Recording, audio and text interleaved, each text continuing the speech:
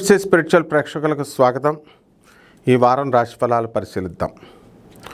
ఓం వసుదేవసుతం దేవం కంసచాణూరమర్దనం దేవకీ పరమానందం కృష్ణం వందే జగద్గురుం. కృష్ణం వందే జగద్గురుం, అర్జునం వందే జగదేక వీరం. జగద్గురువైనటువంటి శ్రీకృష్ణ పరమాత్మల వారికి, జగదేక వీరుడైనటువంటి అర్జునుల వారి పాదపద్మాలకు నమస్కారం చేస్తూ ఈ వారం గ్రహస్థితిగతులు గోచారరీత్యా ఎక్కడెక్కడ ఎలా ఉన్నాయో చూద్దాం. వృషభ రాశిలో శుక్రుడు, మిథున రాశిలో గురుడు, కర్కాటక రాశిలో రవి బుధులు, అలాగే సింహరాశిలో కుజ కేతువులు, రాహువు కుంభరాశి, ఈ యొక్క మీనములో శని.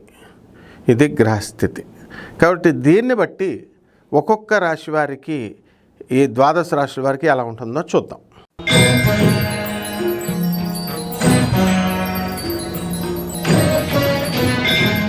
కన్యారాశి.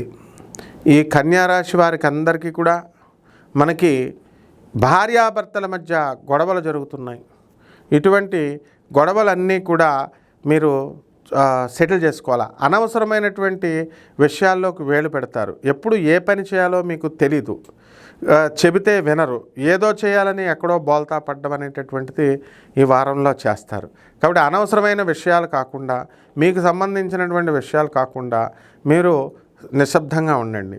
మీరు ఎవరైతే మీ బాస్ అడుగుతారో అప్పుడే మీరు అది చెయ్యాలి. స్వతంత్రించి చేస్తే పప్పులో కాలేస్తారు. ఎప్పుడైనా సరే ఈ కన్యారాశి వాళ్ళు ఈ వారంలో కొన్ని కాంబినేషన్స్ ఉన్నాయి. You don't know. సమాజము యొక్క స్థితిగతులు ఎలా ఉన్నాయన్నది మీకు తెలియదు. కాబట్టి ఇన్నోసెంట్గా ఉంటాయంటే మిమ్మల్ని ఏమనుకుంటారంటే పిచ్చోళ్ళు అని అనుకుంటారనమాట. కాబట్టి ఎట్టి పరిస్థితుల్లో కూడా ఆర్డర్, గురువు యొక్క ఆర్డర్ అంటే ఏంటి?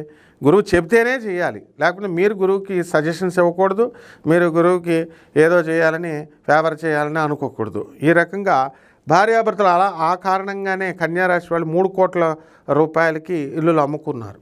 నాకు 1 కోటి రూపాయలకి కొన్నారనుకోండి, 2 కోట్ల లాభం వచ్చినప్పటికీ కూడా, అంటే భర్త మీ మాట వినడు, భర్త అమ్మేసుకున్నాడు, వాడి తల్లిదండ్రులకు కొన్ని ఆమె పారేసాడు, ఖర్చు చేస్తాడు, మిగతా 2 కోట్లు ఉంది. పెళ్ళాము అత్తగారు అడిగితే తెచ్చిచ్చాడు. కాబట్టి ఎప్పుడు కూడా ఈ తొందరపాటు నిర్ణయాలు అనేటటువంటివి చాలా డేంజర్ అనమాట.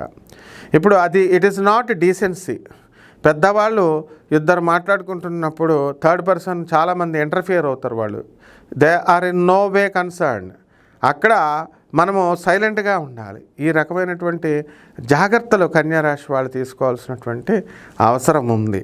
కాబట్టి ఈ యొక్క కన్యారాశి వాళ్ళు చేయాల్సినటువంటి పరిహారాలు ఏమిటంటే, ముఖ్యంగా బుధగ్రహం అవుట్ అయిపోయాడు కాబట్టి బుధ జపం చేసుకోవాలా, బుధ స్తోత్రాలు చదువుకోవాలా. బుధుడికి కిలోంపావు పెసల్ని, ఆవుపేడ రంగు ఉన్నటువంటి వస్తువులను కానీ, లేదా చక్కగా మనకి ఈ యొక్క గ్రీన్ కలర్డ్ వస్తువుల్ని, వస్త్రాలని ఇచ్చి పేద బ్రాహ్మణులకి దానం చేసుకోవాలి. దశమహావిద్యల్లో ఒకటైనటువంటి బగలాముఖి అమ్మవారి యొక్క హోమాన్ని వీళ్ళు ఇళ్లలో జరిపించుకోవడం లేదా మంత్ర జపం చేసుకోవడం ద్వారా అద్భుతంగా కలిసి వస్తుంది. గురువుగారు ఇళ్లలో చేయించుకోమని అనుకోండి, అంతే, ఇళ్లలోనే చేయించుకోవాలి. ఏమండి మా ఇంట్లో కుదరదండి, ఏమండి ఎవరో ఇంట్లో చేయించుకోవద్దు అన్నారండి, గుళ్ళో చేయించుకోండి అంటే వెళ్ళు, నీ సమస్యలు వాడు తీరుస్తాడు. కాబట్టి ఈ రకమైనటువంటి ఈ సైకాలజీని మనుషులు మార్చుకోవాలి. ఈ రకంగా చేసుకోండి. బ్రహ్మాండంగా శుభమస్తు.